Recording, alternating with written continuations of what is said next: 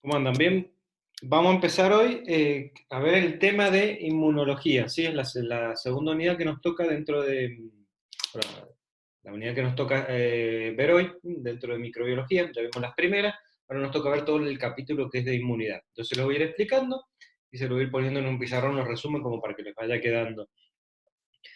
Cualquier cosa me van frenando y si no, me lo preguntan por el chat y si no, yo les voy preguntando cada tanto. Primero lo que quiero que sepan, acuérdense que nosotros lo transmitimos todo lo que era métodos de diagnóstico, métodos en flora normal, sitios estériles, ¿sí? Y aclaramos dentro de los postulados que para que haya una infección, sí, tenía que haber un microorganismo adentro, ¿sí? Ese microorganismo se reproducía, colonizaba una zona y después penetraba. O sea, tiene que ingresar un microorganismo. Ahora, ¿de qué manera ingresan estos microorganismos? Eso es lo primero que vamos a ver en esta charla, de qué manera ingresan los microorganismos. Una vez que sepamos de qué manera ingresan los microorganismos, ahí ya vamos a ver qué barreras y qué defensas nosotros tenemos. Y voy a ir empezándonos a mencionar. Una de las maneras más principales de que ingresan los microorganismos es la vía respiratoria. Nosotros tenemos lo que son unas gotitas de flush, ¿sí? Son pequeñas gotitas que eliminamos cuando uno habla, y en esas gotitas va cargadas del virus, la bacteria o el microorganismo que vayamos a transmitir. O sea que a través de las secreciones respiratorias nosotros podemos transmitir determinadas enfermedades infecciosas. Las gripes de ahora, las anginas, ¿sí? Cualquier enfermedad respiratoria, bronquitis, todo eso se adquiere a través de enfermedades respiratorias. La transmisión respiratoria por las gotitas de flujo. Después podemos tener otra transmisión que son las enfermedades de transmisión sexual. La enfermedad de transmisión sexual se transmiten entre persona y persona. A través de las relaciones, si una persona no se cuida, por eso se estimula mucho lo que es el método barrera, si no se conoce a la pareja, se puede contagiar un HIV, se puede contagiar hepatitis, se puede contagiar sífilis, se puede contagiar gonorrea, se puede contagiar herpes y hay otras más. Todas estas son enfermedades que se transmiten a través de las relaciones. A través de las relaciones nosotros podemos adquirir esos microorganismos. Otra manera es, por ejemplo, con un animal, ¿sí? Como por ejemplo el perro. Cuando el perro nos muerde podemos adquirir la rabia. Ahí tienen otra manera de adquirir una infección. Otra también puede ser, por ejemplo, hubo una época que se transmitía la leptospirosis que era a través de las ratas, a través de la orina de las ratas, ¿sí? Por ejemplo, puede ser. ¿Sí? ¿Qué pasaba mucho? Hubo una época en donde en los bosques de Bariloche se quemaron todos los bosques, entonces bajaron las ratas a la ciudad y orinaban en diferentes lados. Entonces, por ahí, si uno tenía contacto con ellos, se podía agarrar una enfermedad, por ejemplo. Otra manera. Después, tenemos, por ejemplo, lo que son las inoculaciones, o sea, los accidentes. Usted está en el quirófano, ¿sí? Colocaron una medicación, o sea, una aguja estuvo en contacto con el paciente y usted se pincha. Un accidente, un trabajo puede pasar. ¿Qué pasa? Si el paciente tiene alguna determinada enfermedad en sangre, se la pueden transmitir, ¿sí? A través de esa inoculación, ¿sí? Va a depender de las defensas de ustedes, va a depender de qué carga viral tenga el paciente, va a depender de la cantidad de inoculación que hubo, va a depender de un montón de factores, pero otra vía de transmisión. Otra manera, por ejemplo, puede ser en las mujeres embarazadas, la vía transplacentaria. La mujer embarazada que tenga una enfermedad, ¿sí? Cuando en el momento del trabajo de parto tiene contacto la sangre del recién nacido con la de la madre, se juntan, ahí si la madre tenía una enfermedad se la puede transmitir al hijo, en un determinado porcentaje. Por ejemplo, HIV, Chagas, hepatitis, o alguna otra enfermedad que pueda estar en sangre. O sea, determinadas enfermedades se pueden transmitir de esta manera. Otra manera es el canal del parto. Cuando el niño nace por parto normal y pasa por el canal del parto, si en la vagina la mujer tiene una infección, se la puede transmitir al recién nacido. Ahí tienen otra vía. Otra puede ser, por ejemplo, los fomites. ¿Por qué son los fomites? Los vasos, cubiertos, platos. Si una persona tiene una enfermedad que se transmite por saliva, toma de un vaso, lo deja, viene otro, toma el mismo vaso, se agarra la saliva y de esa manera puede adquirir la enfermedad. ¿Sí? Otra manera puede ser a través, por ejemplo, del agua o alimentos. Alimentos comieron algo, se intoxicaron, bacterias en el intestino, empiezan con diarrea y bueno, y demás. O agua contaminada y se contagiaron el cólera. Ahí tiene otra enfermedad que se puede transmitir con agua que no es potable. Otra manera puede ser, por ejemplo, a través de lo que son los vectores. ¿Qué son los vectores? Son animales que transportan la enfermedad. Por ejemplo, el mosquito adquiere el dengue o el Zika, por ejemplo. Y después al picar al ser humano se lo transmite, se está transmitiendo de un lugar a otro la enfermedad. Otro caso muy común acá en Mendoza es el Chagas. El Chagas lo adquiere la vinchuca, lo tiene en su intestino y cuando pica y defeca al ser humano le puede transmitir el Chagas. Ahí tienen otro ejemplo de enfermedad, de otra manera de adquirir una enfermedad. Entonces tenemos de persona a persona, a través de las secreciones respiratorias, puede ser otra, por ejemplo, inoculación, transplacentario, vertical, fomites, vectores. Hay otro, por ejemplo, que también que es el portador sano. ¿Qué es el portador sano? El portador sano es una persona que posee una enfermedad, pero que no le hace nada. Ahora, al poseerla, al ser portador de la enfermedad, la puede transmitir. Él no le va a pasar nada, pero la puede transmitir. Esos son los portadores sanos, ¿sí? Por ejemplo, hay personas que son inmunes al HIV, por ejemplo, porque tienen una proteína específica en la célula que lo hace inmune. Esa persona no va a tener los síntomas del HIV, o sea, no va a generar una inmunodeficiencia. Pero sí puede transmitir, por ejemplo, una relación donde se cuida a otra persona. ¿Sí? Eso es lo que sería un portador sano. ¿Sí? Todas estas maneras son maneras de adquirir el microorganismo, o sea, que ingrese nuestro microorganismo, o que pueda venir a ingresar nuestro microorganismo al cuerpo. Ahora, nosotros lo que tenemos que ver es de qué manera nosotros hacemos para que esos microorganismos no ingresen. Y vamos a tener barreras que van a tratar de eliminarlo hacia afuera, y si no va a actuar nuestro sistema de defensa, que es la inmunidad específica y la inmunidad inespecífica. ¿Sí? ¿De esto de adquisición de microorganismos tienen alguna pregunta o duda? ¿O seguimos con lo que es la parte de barreras de defensa? ¿Seguimos? Bueno, si surge algo me van preguntando. Voy a girar. Bien. Barreras de defensa. ¿Sí? Barreras de defensa. Tenemos lo que son las físicas. Después se lo voy a ir explicando. Por ejemplo, la piel y mucosas. Esto en el apunte también lo tiene. La de lavado, como puede ser la micción, tos, estornudo, el peristaltismo, puede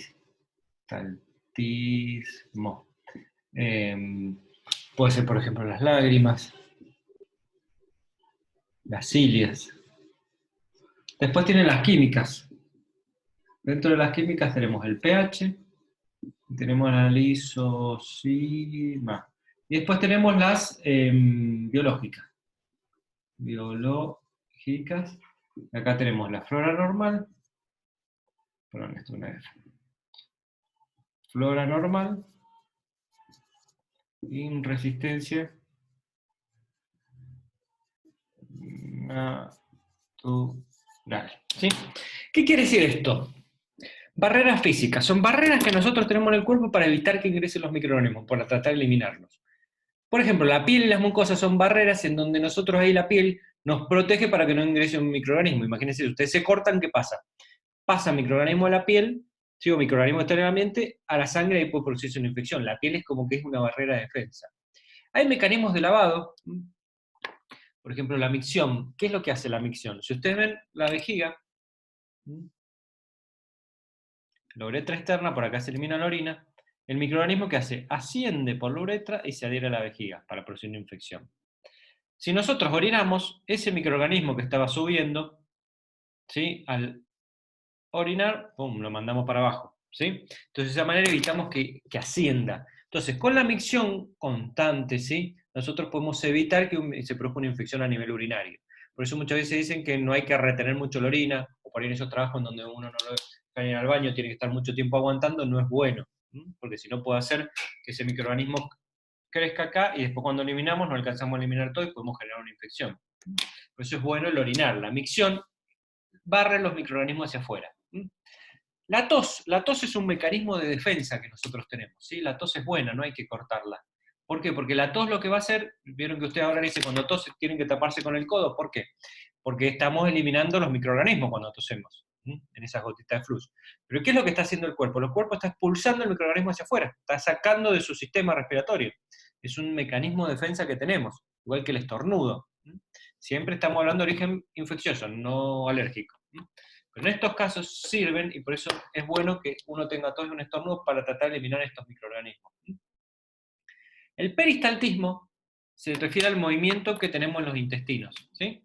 Póngale que acá tenemos los intestinos, nosotros comimos algo que nos cae, algo en mal estado, tenemos las bacterias en el intestino, ¿sí? ¿Qué hace el intestino para eliminar esas bacterias?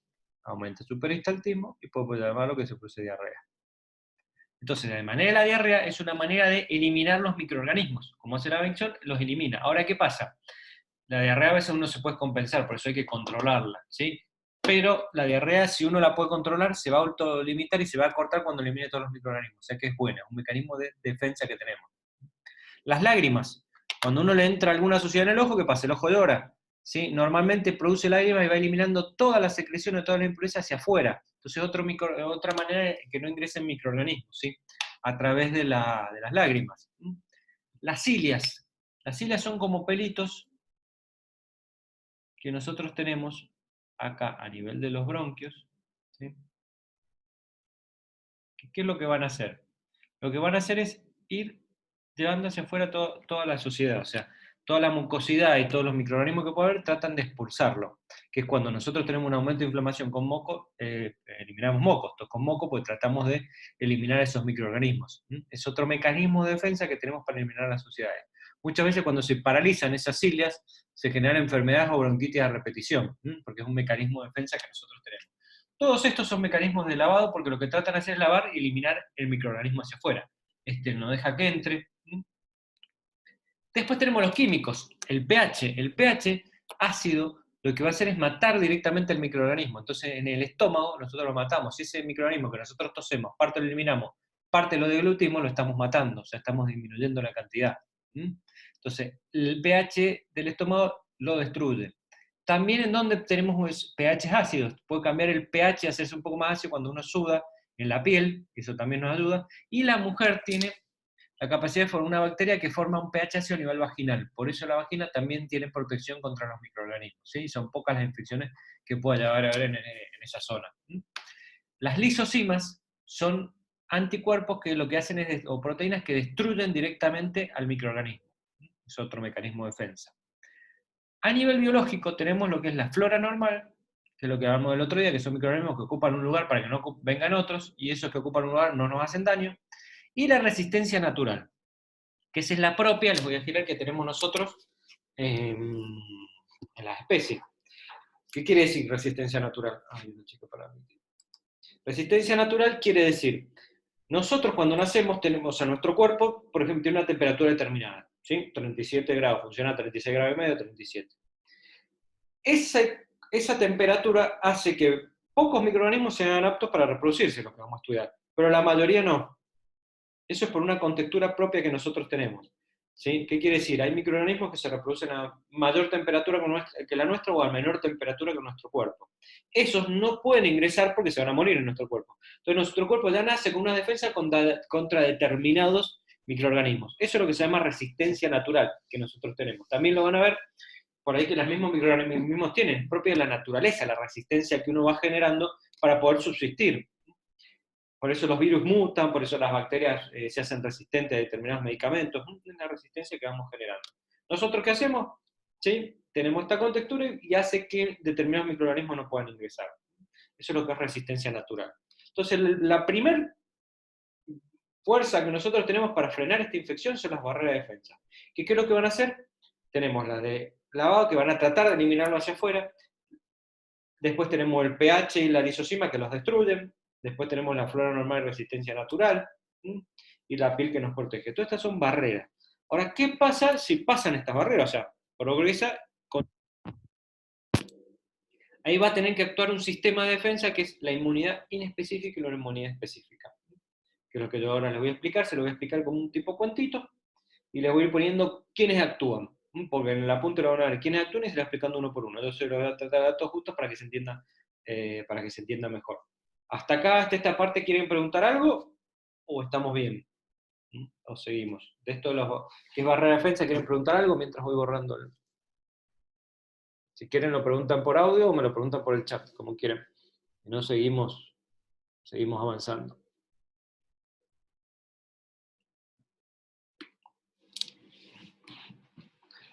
¿Seguimos? Les voy a girar un segundo la pantalla. hacia en el pizarrón, de vuelta, y se los voy a ir explicando. Imagínense, ¿sí?, que este es un hermoso brazo, ¿sí? No sé dibujar bien, ya se lo digo todo. Y acá tienen un vaso sanguíneo, ¿sí? Vamos a ampliar un poco el vaso sanguíneo. Y por algún motivo se produce un corte, ¿sí? Se lastiman, y están ahí dando vuelta unos microorganismos. Entonces, bueno, aprovechemos y entremos. ¿Qué es lo que hace el cuerpo? Ahí activa un sistema de defensa que es la respuesta inmune inespecífica. Lo primero que va a producir es la inflamación. La inflamación lo que va a hacer es aumentar el calibre del vaso, o sea, producir lo que se llama una vasodilatación, en la zona donde se produjo el daño, ¿sí? Pónganle. Y al producir la vasodilatación va a hacer que aumente la permeabilidad del vaso, o sea, que el vaso sea más permeable. ¿Y a qué va a ser más permeable el vaso? El vaso va a ser más permeable para que venga acá y pase líquido y forme lo que se llama un edema. ¿Sí? Por eso cuando uno se golpea, ¿qué van a ver? Que se hincha, se pone rojo, caliente. ¿Sí? La hinchazón es producida por el edema que se produce, por esa extravasación de líquido que hay. El color rojo, ¿sí?, el aumento de temperatura, es porque se produce vasodilatación. Pero ¿para qué produce ese líquido? ¿Sí? Porque va a hacer que dos células que están dando vuelta en sangre, ¿sí?, una que se llama polimorfonucleares y otra que se llama macrófagos, van a ir a ese sitio, ¿sí?, mandado por señales de unas células que enseguida vamos a ver, pero van a ir y van a actuar en ese sitio. Y van a producir el segundo proceso, que se llama la fagocitosis. O sea, ¿qué es lo que van a hacer? Va a venir es el polimorfo nuclear el primero que actúe. ¿Y qué es lo que va a hacer? Va a tratar de contener, ¿sí?, y formar una pelota con esos microorganismos ahí en esa zona. El polimorfo nuclear es el que forma el pus. ¿Vieron cuando se forma un pus en una zona? Bueno, es producido por las células polimorfonucleares más los microorganismos y demás. Y el macrófago, ¿sí?, que es el más importante de acá, macrófago, que ahora vamos a anotar, macrófago, lo que va a hacer es ingerir, ¿sí?, esos microorganismos y destruirlos. Dentro de él los va a fagocitar y los va a destruir. Esa sería la primera defensa que nosotros tenemos. Los macrófagos que van y lo destruyen. Primero. Después vamos a tener otro tipo de proteínas que se llaman complemento. ¿Qué es el complemento? El complemento son unas células que están acá tranquilas, ¿sí?, paseando, todos los más bien por la sangre, que cuando ingresa un microorganismo, ¿sí?, y el macrófago, va a los polimorfos, van a los macrófagos a activarlo, le mandan una señal. Entonces estas células, cuando el microorganismo pasa sangre, se activan y lo destruyen, ¿sí? Ustedes imagínense que está el microorganismo, van, esas proteínas se unen a su superficie, a su membrana, y lo destruyen. Ese es otro mecanismo de defensa que tenemos. Los polimorfos nucleares los fagocitan, los complementos van y los destruyen directamente. Después también viene otro tipo de células, que se llaman las natural killer. Las natural killer son otro tipo de células que estos microorganismos, hay algunas células, ¿sí?, de esos tejidos que la ingirieron o ingresaron dentro de una célula, y estas células como que mandaron una señal de ayuda. Entonces va a ir este natural killer, va a ir directamente y lo va a destruir, ¿sí? Entonces, nosotros tenemos, por un lado, el macrófago que lo fagocita. Por el otro lado tenemos el complemento que las destruye directamente, y por el otro lado tenemos el que destruye a través de la membrana cuando están en sangre, y por el otro lado tenemos los natural killer que van a actuar específicamente, ¿sí?, sobre las células que ingirieron esos microorganismos, o sea, a las células que ingresaron esos microorganismos y lo van a destruir. ¿Sí? Una cosa es que lo ingiera, como en este caso, y otra es que es una célula que el microorganismo ingresó a esa célula para poder reproducirse. ¿Sí? Los virus, normalmente, ¿qué tienen que hacer? Tienen que ingresar a una célula para poder reproducirse. Cuando ingresa esa célula, ahí esa célula manda como una ayuda, va al natural killer y la destruye. Entonces ahí tenemos 4 procesos. Y hay un quinto proceso, que son lo que se llaman los interferones. ¿Qué es lo que hacen los interferones? No se sabe bien pero se sabe que aumenta la inmunidad cuando la infección es producida por virus. O sea, hay tratamientos que se dan con interferones cuando hay infecciones virales crónicas. ¿Qué es lo que va a hacer normalmente? Ustedes tienen una célula viral, perdón, ustedes tienen una célula. El virus va a ingresar a esa célula, va a utilizar la maquinaria de esa célula y se va a reproducir. Y van a salir dos virus. ¿Sí? Estos dos virus van a otras dos células y así, sucesivamente. Cuando se produjo la infección en esta célula va a mandar interferones, que son como señales a otras células, para que aumenten sus defensas y no permitan que ingresen los virus, que le ingresen los virus. Es como que mejora la inmunidad viral. Eso es lo que hacen los interferones. Entonces, nosotros nos ingresa una infección, generamos la inflamación, van los macrófagos y los fagocitan. Después fagocitarlos, si pasa en la sangre está el complemento que los destruye, o los natural killer que directamente van a las células infectadas por estos microorganismos y las destruyen. De esta manera frenamos la infección. Y los interferones actúan, ¿sí?, mejorando la inmunidad en caso de que sea una infección viral. Todo esto que yo les puse acá, los 5 pasos, es la respuesta inmune inespecífica. ¿Sí? Cuando le diga cuál es la respuesta inmune inespecífica, la inflamación, fagocitosis, complemento, natural killer, interferones. Hay algo más que se los agrego acá, que participa en las dos, que son lo que se llaman las citocinas. Que las citocinas son las células que mandan las señales para avisarle a las otras células que se está produciendo una infección, que vengan, que hagan determinadas cosas. ¿Sí? Participa tanto en la respuesta inmune inespecífica como en la específica. Y dentro de las citocinas, las principales son las que se llaman interleucinas, que la van a ver con la letra IL. IL1, 2, 3 y así demás. Entonces estas son células que mandan señales. Entonces, esto sería la respuesta inmune inespecífica ante el ingreso de una infección. Les voy a girar un segundito. ¿Sí? Entonces, para que tengan en cuenta, se produce la inflamación, permite que eso vengan los polimorfos nucleares, lo contengan en forma del pus, vengan los macrófagos, los fagociten. Después están los complementos que están en sangre por si pasa sangre del microorganismo y lo destruyen. El natural killer va directamente y ataca a las células infectadas. Y el interferón manda señales de ayuda. Todo esto frena una infección. ¿Sí? Ahora hay otro tipo de respuesta, ¿sí?, cuando ya pasó sangre, que es la respuesta inmune específica, que ahora la vamos a ver. Esto de la respuesta inmune inespecífica. ¿Se entiende? ¿Vamos bien? ¿O rápido? ¿Quieren que lo vuelva a repetir? ¿Más o menos se entiende? Díganme sí, no, y seguimos, si quieren. Voy borrando mientras esto.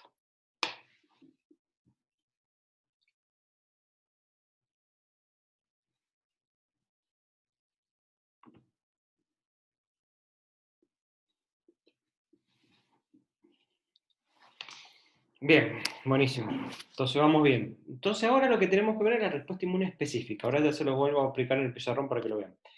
Quiero primero que entiendan por qué se llama el concepto específico. Específico es porque hay un anticuerpo. Anticuerpo es lo que nosotros generamos para atacar al microorganismo que ingresó, o al antígeno. Cuando yo hablo de antígeno me refiero a virus, bacteria, hongo, parásito. Pero es específico, ¿sí? Solamente contra ese antígeno. ¿Qué quiere decir? Ingresa el Chagas, ¿sí? Yo genero un anticuerpo contra el Chagas. Ingresa, por ejemplo, la Escherichia coli, que es una infección que una bacteria produce infección urinaria, genera un anticuerpo contra la infección urinaria, ¿sí? Yo voy generando un anticuerpo específico contra cada uno o cada microorganismo, ¿sí? Ahora, es como decir, yo tengo la llave de mi casa, que es la cerradura. Yo con esa llave no puedo entrar en otro lugar, solamente sirve para mi casa. Es lo mismo. Yo tengo ingresa la cerradura como si fuera un microorganismo, yo genero la llave para esa cerradura. Solamente va a funcionar para ese, para los demás no. Ahora, cuando yo genero esta llavecita, me guardo una de repuesto por si me vuelvo a encontrar con esa misma cerradura. Que esos serían los anticuerpos que uno genera y guarda de memoria. Ahora, específico es porque hay uno para cada microorganismo, ¿sí? ¿Qué quiero decir con esto? No quiero decir, por ejemplo, vamos con el coronavirus, que hay un anticuerpo específico para cada coronavirus que ingresó. O sea, hay un anticuerpo para el coronavirus, porque todos los coronavirus que se han reproducido tienen la misma estructura. Entonces se crea un anticuerpo para todos esos. Ahora, ingresa otro, por ejemplo, otro virus, influenza, que de la gripe, ya no tengo ese, es otro anticuerpo diferente, ¿sí? Vamos ahora, les voy a explicar qué sería la respuesta inmune específica. Voy a girar Van a ver, antes de empezar, van a ver en el apunte que van a ver como que tienen una estructura que es así. Les puse una cosa así. ¿Qué quiere decir? Esta sería como la llave, esta como la cerradura, que enganchan perfecto. ¿Sí? Anticuerpo y antígeno. Estos forman como un complejo que después se destruye. Esta, por la porción, ¿sí?, que se expresa del antígeno para replicar, se llama epitope. Y la del anticuerpo, paratope, que es una de las preguntas creo que tenían. No hace falta, pero para que tengan la idea, ¿sí? Ahora vamos con lo que es la respuesta inmune específica, ¿sí? Empecemos. Viene un antígeno, ¿sí?, al cuerpo, y este antígeno, como se acuerdan o como hablamos recién, va a venir una célula que es el macrófago que lo va a ingerir y lo va a destruir, ¿sí? O destruir uno o varios, la misma célula. Entonces, una vez que lo destruye, simultáneamente a través de un complejo mayor histocompatibilidad que hay dentro del macrófago, va a expresar en su superficie la estructura de ese antígeno. Es como que le saca la foto y la pone en su superficie. Dice, esta es la estructura que tiene este antígeno. ¿Para qué hace esto? Para que venga el linfocito T, CD4 positivo, que también se llama colaborador. Y este linfocito TCD4 positivo le saca una foto de esa estructura y a través de una interleuquina, que eran los que mandan las señales, le avisa al linfocito B para que empiece a producir los anticuerpos. Y el linfocito B va a producir dos tipos de anticuerpos. Uno que se llaman células plasmáticas, ¿sí?, y después va a producir otro que se llaman las células memoria. ¿Y esto qué va a hacer? Estas células plasmáticas van a ir al antígeno y lo van a destruir, a los que quedaron, ¿sí? Porque muchas veces el macrófago no hace basto, ¿sí? Al que ingirió el macrófago lo destruyó ya está, pero quedan muchos dando vuelta, entonces van a ir y va a ayudar. Entonces ahí se agrega otro tipo de inmunidad para terminar de frenar la infección, y se va a crear tanto anticuerpos como se necesiten. Este tiempo tarda 3, 5, 7 días en generarse esos anticuerpos. Por eso el tiempo que uno tarda en recuperarse de una enfermedad. Pues muchas veces, cuando uno toma un antibiótico, por ejemplo, pónganle la penicilina, lo que hacen es frenar el crecimiento de la bacteria, ¿sí?, no matarla. Entonces, ¿qué hacen? No dejan que se reproduzca más hasta que los anticuerpos se formen. Por eso, generalmente, cuando uno toma antibióticos, por ejemplo, pónganle, se alcanzaron a formar, pónganle 100.000 bacterias. Entonces, los anticuerpos matan esas 100.000 bacterias, una vez que las mataron, por ejemplo, en 3 a 5 días lo hacen. Ahora, si no tomamos antibióticos, ¿qué pasa? Se alcanzan a formar por 1.000.000 de bacterias más, se van formando. Pero los anticuerpos también lo van a destruir, pero van a demorar más tiempo. Por eso uno por ahí se recupera más rápido cuando lo ayuda con antibióticos. No porque el antibiótico en estos casos los mate, en algunos casos sí, pero en estos no. Sino porque frenan el crecimiento. La fiebre hace lo mismo. Por ahí uno tiene fiebre 2 o 3 días y después se le va. ¿Por qué? Porque la fiebre frenó el crecimiento hasta que vinieron los anticuerpos y actuaron. Y después ya no hizo falta.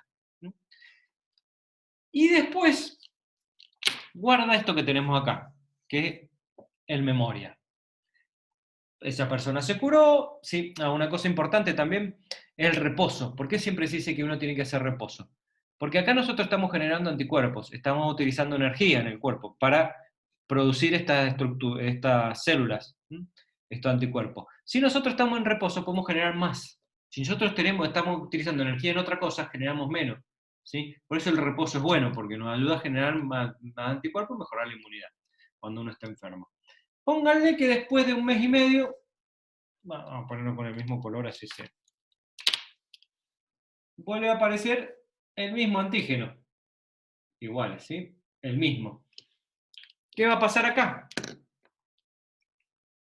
No va a ser todo este proceso, ¿sí?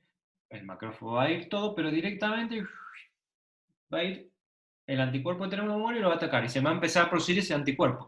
O sea, viene y nos dicen, mira, acá está, llegó este determinado antígeno, ya tenemos los anticuerpos. Entonces, pum, mandamos, empezamos a producir anticuerpos y lo atacamos directamente, ¿sí? Pues ya tenemos. Eso es lo que se llama la inmunidad, generar inmunidad. Generar los anticuerpos contra el antígeno, cosa que si vuelve a aparecer el mismo microorganismo ya directamente lo atacamos y lo destruimos. Por eso uno generalmente no tiene 2 veces la misma enfermedad, ¿sí? Porque ya tiene los anticuerpos. Se puede contagiar, pero no va a producirle la enfermedad porque los anticuerpos directamente lo van a destruir. Llámese, por ejemplo, varicela, o la enfermedad que sea, o la gripe que sea, o la angina que sea, uno ya generó los anticuerpos y no lo vuelve a atacar la misma enfermedad. Sí puede pasar que la vuelva a tener porque cambió el virus, porque cambió la bacteria, porque hubo algún cambio, pero la misma no va a estar porque ya tenemos los anticuerpos, ¿sí?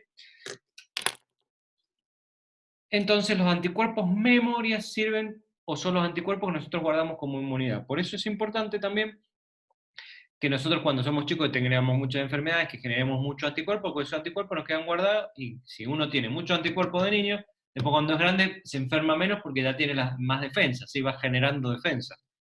Eso que dicen es real. Ahora, ¿qué tipos de anticuerpos hay?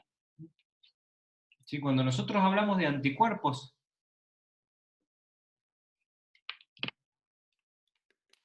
¿sí? Anticuerpos. Los anticuerpos son los que se llaman inmunoglobulina. Y ahí tenemos la IgG, IgM, IgA, ya corro el hombro para que, IgD e IgE. Cuando hablamos de anticuerpos se llaman inmunoglobulinas. A ver cómo vemos inmunoglobulinas, que la van a ver que tiene una estructura en forma de I, ¿sí? Porque tiene una cadena larga, una cadena pesada, una cadena liviana. Bueno, ¿qué tienen que saber? No la estructura, sino cuáles son. La IgG, la IgM, la IgA, la IgD y la IgE. Son 5 tipos de inmunoglobulinas. La que aumenta generalmente cuando nosotros tenemos una enfermedad aguda, o sea, las plasmáticas, es la IgM. ¿Sí? Y la que son memoria, realmente es la IgG. ¿Sí? ¿Por qué es importante hacer esta diferenciación y por qué ellos se le dicen unas preguntas que me sepan decir cuál es la aguda y cuál es la crónica? Porque, por ejemplo, hay muchas enfermedades donde yo necesito saber si la enfermedad está aguda en este momento o no. Por ejemplo, si una persona tiene Chagas, una embarazada, por ejemplo, tiene Chagas, no es lo mismo que tenga el Chagas en este momento que haya adquirido el Chagas antes, o una toxoplasmosis, pónganle. Porque hay que hacer diferentes tratamientos y diferentes controles. ¿Y cómo yo me puedo dar cuenta? A ustedes por ahí le va a llegar en un análisis, un estudio, les va a decir, por ejemplo, toxoplasmosis positiva IgG. Entonces, ¿qué quiere decir cuando les llegue ese análisis? ¿Sí? Les va a llegar, por ejemplo, toxo positiva, ¿sí? 1 en 64, pónganle IgG. ¿Qué quiere decir esto? Quiere decir que el paciente tiene la toxoplasmosis positiva, pero al ser la IgG quiere decir que tiene estos anticuerpos. Que tiene esto. Ahora yo no sé que si tiene estos anticuerpos, porque justo en este momento tiene una enfermedad, o tiene un anticuerpo porque tuvo la enfermedad hace 3 años y le quedaron guardados los anticuerpos, ¿sí? Entonces, ¿qué tengo que hacer yo para saber si ese paciente tiene enfermedad en este momento? Se pide la IgM. Entonces, si a mí me dije IgM positiva para toxo, quiere decir que en este momento está teniendo una enfermedad de la toxoplasmosis. Lo pueden ver de esas dos maneras, los estudios les puede llegar. Este es mucho más caro que este, por eso siempre de rutina se pide el IgG, y si llega a dar positivo el IgG, ahí se pide el IgM. Después tiene el IgA, que está dentro de los anticuerpos en la saliva, la IgD, que es un cofactor de otra, no cumple mucha función, y la IgE, que generalmente aumenta en las alergias y en las parasitosis. Cuando nosotros tenemos una infección por parásitos, generalmente el principal que va a aumentar en la forma aguda va a ser la IgE, no la M. Eso también es importante a tener en cuenta. Entonces, le voy a girar un cachitito. Por lo tanto, ¿sí? Inmunidad específica a ese macrófago que ingirió ese microorganismo, lo va a presentar en su superficie, y al presentarlo en su superficie va a hacer que venga un linfocito T, el 4, el CD4, porque el CD8 es el killer, el que habíamos visto en línea específica. El CD4 va a mandar una señal, va a ver qué antígeno hay, y manda una señal para que el B empiece a producir los anticuerpos, para que lo destruyan y que guarde alguno en memoria por si vuelve a aparecer más adelante y que no le vuelva a agarrar la infección. ¿Cuáles son los anticuerpos? IgM, IgE, IgD, IgA, IgE. Esa sería la respuesta inmune específica. ¿Sí? Les voy a mostrar, a ver si lo tengo por acá, un videito, que es muy cortito, de 1 minuto y pico. A ver Si quieren ir preguntando algo, me van diciendo. Yo voy bajando esto. A ver. La activación de la respuesta inmune típicamente comienza cuando un patógeno... Ahí vamos. Pongo pantalla, compartir pantalla.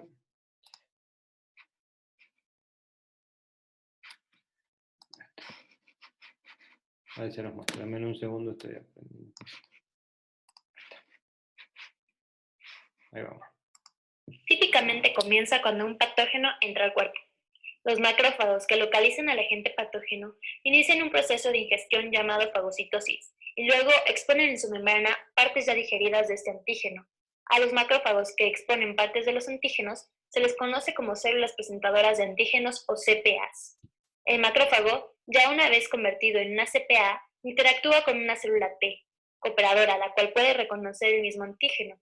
Durante esta interacción, el macrófago libera una señal de alarma química llamada interleucina 1, la cual estimula a la célula T cooperadora a secretar interleucina 2. La interleucina 2 causa la proliferación de ciertas células T citotóxicas y células B. A partir de este punto, la respuesta inmune puede seguir dos caminos. El primero, utilizando células T citotóxicas, y la segunda, usando células B. Células normales del cuerpo que son infectadas pueden digerir también algunos patógenos y exponerlos en sus membranas. El cuerpo produce millones de diferentes tipos de células T citotóxicas. Cada tipo es capaz de reconocer un patógeno en particular. Las células T citotóxicas, que son capaces de reconocer la exposición del antígeno en la membrana celular infectada, hace que éste se junte y produzca químicos que matan a la célula infectada. La muerte de la célula infectada es el resultado de la destrucción del antígeno patógeno. En las células B también existen millones de diferentes tipos, las cuales son capaces de reconocer un antígeno en particular. Cuando las células B se activan por las células T cooperadoras, estas se diferencian en células plasmáticas. Estas células plasmáticas se convierten en fábricas de anticuerpos, llenando el torrente sanguíneo con anticuerpos que se combinan con antígenos involucrados en esta infección. Los anticuerpos se unen a los macrófagos en la superficie de los patógenos, marcándolos para la destrucción de macrófagos. Algunas de las células B no se convierten en células plasmáticas y en lugar de eso se convierten en células B de memoria, las cuales pueden sobrevivir varias décadas. Por esta memoria, las células B de la segunda respuesta inmune en una futura infección por el mismo patógeno será mucho más específica y fuerte. Esta segunda respuesta inmunitaria es lo que le da la inmunidad al paciente después de haber tenido una primera exposición con el antígeno o después de haber sido vacunado. Muchas gracias por su atención. Esperamos este video les ayude. Bueno, como para agregar, eso les va a quedar después como para completar el tema, que me pareció lindo el video. ¿Quieren preguntar algo? ¿Se entiende más o menos? Yo necesito explicarle un par de conceptos más y con eso estaríamos, pero quiero ver si esta parte la entendieron bien, lo que es la inmunidad específica. Pues es importante también aprenderlo. Voy borrando acá el pizarrón y me consultan cualquier cosa.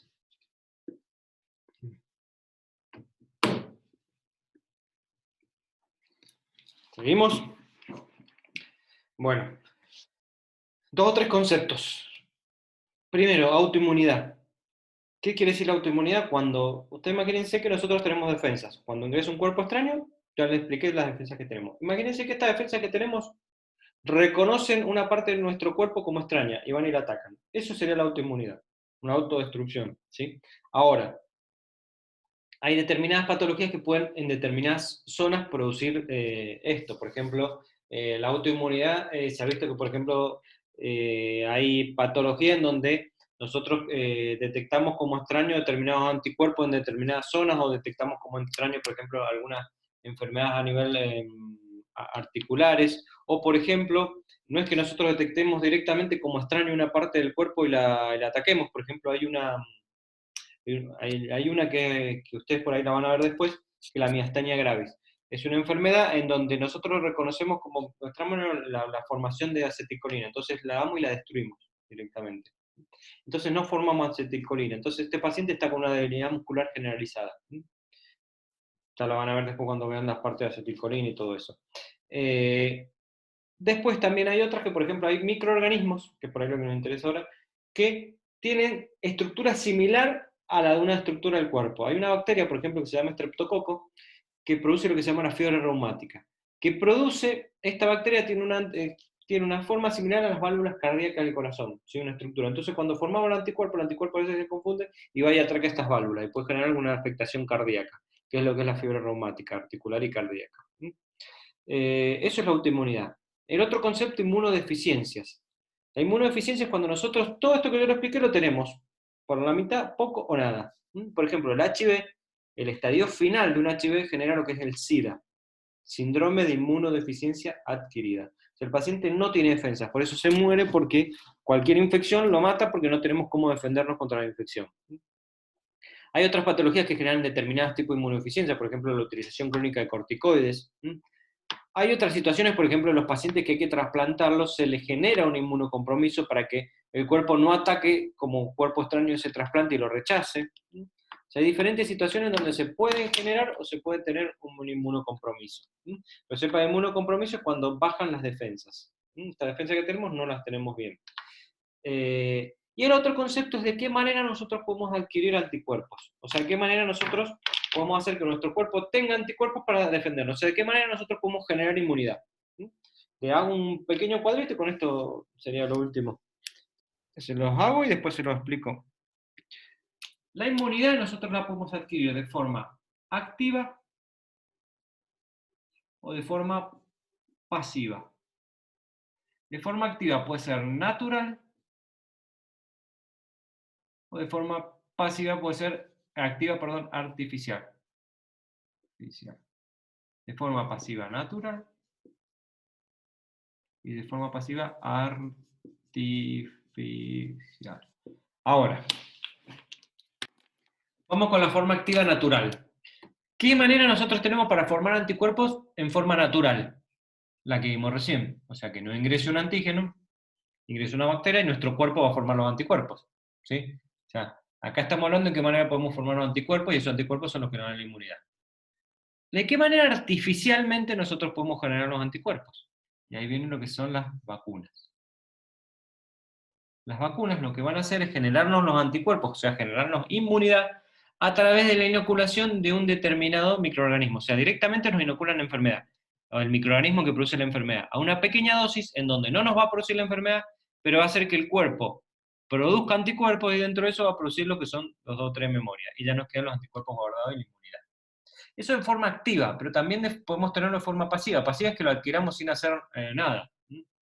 Ahí puede ser el caso en forma natural madre-hijo, o sea que nosotros tengamos los anticuerpos porque nuestra mamá no nos pasó, no porque los generemos. Por eso es tan importante la lactancia materna, porque la lactancia materna, ¿sí? ¿Cuál es el anticuerpo que generalmente se da en la lactancia materna? La IgG. Porque la lactancia materna no solo sirve para nutrir al bebé, sino que le estamos pasando anticuerpos, o sea, le estamos dando defensa o inmunidad al bebé. Por eso una buena lactancia, lo que dice una buena lactancia, hace que sean bebés más fuertes, que tengan mejor inmunidad, y es real. Y la artificial es a través de lo que se llaman las gamma globulinas. ¿Y qué son esto de las gamma globulinas? Las gamma globulinas es lo mismo que la vacuna, pero la vacuna que tiene el antígeno. Entonces, de forma artificial nos los colocan para que nosotros generemos un anticuerpo. Acá directamente se pone el anticuerpo. Una vacuna con anticuerpos. Eso es la diferencia. De otra manera, directamente nos pasan el anticuerpo. Les voy a girar un segundito. Por lo tanto, ejemplos, una persona que necesita hacer un tratamiento rápido, por ejemplo una hepatitis B, ¿sí? que puede afectar, por ahí directamente se le colocamos una gamma globulina. Pues no podemos esperar a que nosotros por ahí generemos un anticuerpo, ¿sí? A ver, por ahí el caso, una mamá que está embarazada y tiene hepatitis B, quiere hepatitis B. A la mamá por ahí, ¿sí? ¿Qué pasa? Pues puede haber riesgo, ¿sí? De que ese niño tenga la enfermedad, ¿sí? O que se adquiera la hepatitis B. Entonces, ¿qué se le hace? La gamma globulina, o sea, se le coloca anticuerpos contra la hepatitis B, para que disminuya la carga viral de la madre y de esa manera disminuya el riesgo de generar una infección en el niño. ¿Sí? Esa es una situación de generar anticuerpos. Otra, por ejemplo, una mujer embarazada que tiene varicela. La varicela a la mujer embarazada no le va a hacer nada, va a tener que estar los 15 días en reposo y hacer los anticuerpos. Pero el bebé no tiene esos 15 días para generar los anticuerpos o está inmunocomprometido, todavía no tiene la defensa. Entonces les puede afectar. Entonces le dan una vacuna contra la varicela para que la madre no tenga, disminuya la carga viral, no presente la hepatitis B, pero para que no le afecte al bebé. Y las vacunas pueden ser a virus vivos o bacterias vivas y atenuadas. ¿Qué quiere decir? Que puede estar vivo o puede estar atenuado el microorganismo. Se nos ingresa y nosotros hacemos todo ese proceso que lo expliqué, ¿sí? Pero no generamos la enfermedad, pero ya guardamos los anticuerpos. En un mes ya generamos todos los anticuerpos. En la primera semana tenemos la mayoría, pero en un mes los tenemos. ¿Qué quiero decir? Tienen que esperar un mes para ya estar seguros que tienen todos los anticuerpos. ¿Y por qué también un mes? Porque si yo tengo otra vacuna, virus atenuado, no las puedo juntar las dos. Tengo que colocar una y al mes otra. Entonces, imagínense que ingresa la vacuna, ¿sí? Y yo me coloco la vacuna. Entonces, ¿qué tengo que hacer? Formo los anticuerpos contra la vacuna, pero también me pusieron otra. Formo los anticuerpos contra otra. Divido las defensas, o sea, divido la formación de anticuerpos. Si una de las dos es a vivos, puede hacer que se reproduzca y tenga algún cierto grado de complicación de la enfermedad. Por eso virus vivos no se colocan dos juntas. Si son atenuados, sí. También puede pasar que cuando uno tiene se coloca la vacuna, que muchas veces pasa con la gripe y hace una enfermedad y se me coloqué la vacuna de la gripe y hice una gripe terrible. Van a pasar varias cosas. Primero, la vacuna le va a generar los anticuerpos contra esa, ¿sí? Contra una determinada gripe. Puede ser que se agarraron otro microorganismo. También puede ser que pasa, como yo estoy utilizando mis defensas para generar los anticuerpos contra la vacuna, voy a tener menos defensas disponibles, entonces puede ser que si viene alguien con una angina o con una gripe y me contagia, puede ser que me la adquiere más fácil porque no tengo tanta defensa, porque la estoy ocupando en otra cosa. Y encima voy a hacer que esa enfermedad sea más fuerte, por decirlo de una manera, porque voy a ocupar partes de las defensas. Por eso también dice que si uno se coloca una vacuna no tiene que estar enfermo en ese momento, ¿sí? Porque está utilizando las defensas en otra, con otra enfermedad. Pero eso son cosas por ahí a tener en cuenta. Pero tengan en cuenta que las vacunas lo que le hacen es generar anticuerpos, por eso son tan importantes. O sea, nos dan la defensa y la inmunidad. Por eso se colocan todo de niños, para que nosotros tengamos una inmunidad. Por ahí hay algunas que van a necesitar ir haciendo refuerzos para ir mejorando la cantidad de anticuerpos para que no nos haga nada. Por ejemplo, la de la antitetánica, para la del tétanos. Y la hepatitis B se está viendo, si por ahí se necesitan refuerzos. ¿Qué es lo que se van haciendo? Se le van midiendo los anticuerpos que tienen. ¿Sí? Cuando le hacen un dosaje y usted empieza a hacer práctica, le miden los anticuerpos de hepatitis B que tienen. Si no tienen ningún anticuerpo, porque no se colocaron la vacuna o no generaron, entonces tienen que colocarse la vacuna. Si tienen una dosis determinada de anticuerpo, quiere decir que si se agarran la hepatitis B, la atacan y listo. ¿Sí? Ahora, si tienen menos de lo normal, por ahí se tienen que revacunar, ¿sí? Para mejorar de vuelta esa defensa e inmunidad, porque algunas van disminuyendo. ¿Sí? Eso es lo que sería la hepatitis B, con la que se tiene que colocar. Y la gripe, que se tiene que colocar anualmente, es porque el virus va mutando, va cambiando de forma. Entonces, usted imagínese que el virus es una estructura que tiene proteínas y un ADN o ARN en esta zona, ¿sí? Acá en el medio va a tener ADN o ARN y tiene toda una cubierta de proteínas, ¿sí? Entonces, estas proteínas que tenemos acá alrededor van cambiando, ¿sí? En el transcurso de un año para el otro. Entonces ese virus cambia su forma. Entonces viene una cerradura, nosotros la veíamos perfecto. El otro año cambió la forma de la cerradura, entonces ya no podemos abrir con esa llave, tenemos que generar otros anticuerpos. Por eso las vacunas lo que hacen es darnos los antígenos o los virus que hubieron hasta el año anterior. Los nuevos ya no. Por eso uno se puede agarrar también gripe por ese mismo virus del que mutó, no de lo anterior. Si ya tenemos los anticuerpos contra el anterior no. Esto es lo que sería más o menos la inmunidad, ¿sí? Tengan en cuenta que inmunidad es toda una carrera. Acá estamos viendo la generalidad para que se entienda bien cuando veamos más adelante las bacterias, virus, hongos y parásitos, cómo actúan. Pero lo importante es saber que nosotros tenemos defensa y cuáles son nuestras defensas, ¿sí? Como por ejemplo pasa ahora con el tema del coronavirus, que todavía no hay vacuna, para que nosotros generemos, nos ponen la vacuna del coronavirus, ¿qué hacemos? Generamos los anticuerpos contra el coronavirus, si nos infectamos contra el coronavirus no va a hacer nada, pues ya tenemos los anticuerpos. Todavía no está. O los antivirales, o sea, un medicamento que mate al virus, ¿sí? Todavía no está. Entonces, ¿de qué dependemos cuando nos contagiamos el coronavirus? De estas defensas que yo les dije. Por eso, a las personas que son mucho más grandes, ¿sí? Que tienen menos defensas, las afecta. O por ahí una persona que no es tan grande, pónganle, pero tiene diabetes, hipertensión, alguna comorbilidad, o es un trasplantado o algo, o tiene un inmunocompromiso, también le va a afectar bastante. Esas son las personas que más hay que cuidar, las que tengan menos defensa. Yo acá voy a frenar